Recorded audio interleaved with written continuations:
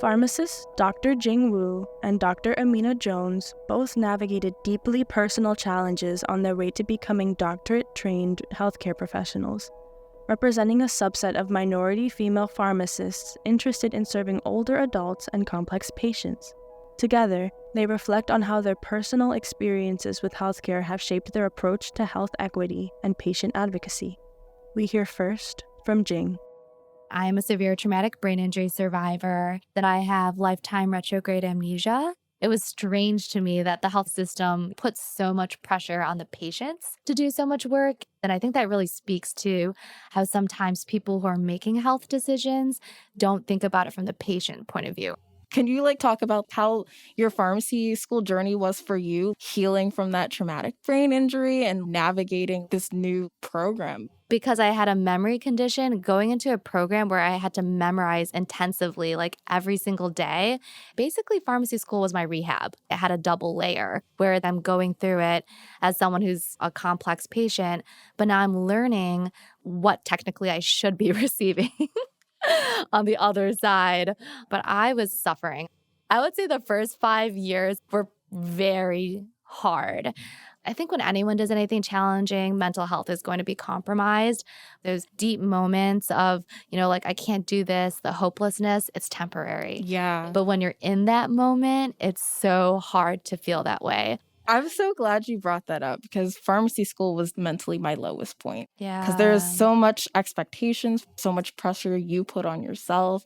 And then at the time, my mom was going through her bouts of treatment. So my mom is a 3-time cancer survivor. And the spring semester of my second year, she told me, hey, my breast cancer is back and it's stage 4.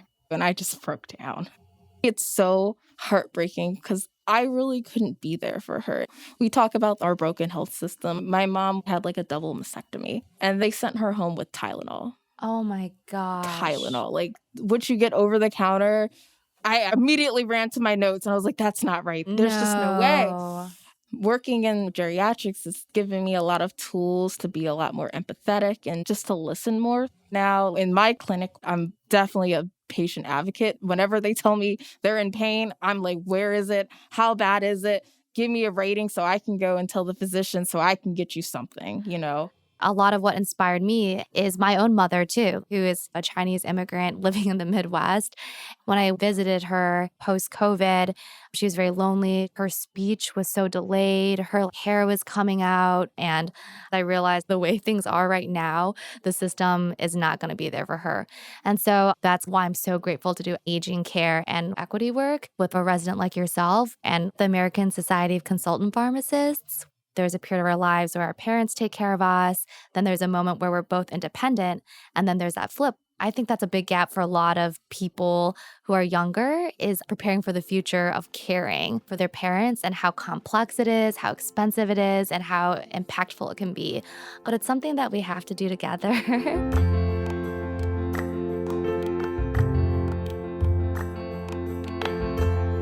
Produced by StoryCorps Studios in partnership with the Centers for Medicare and Medicaid Services, Office of Minority Health.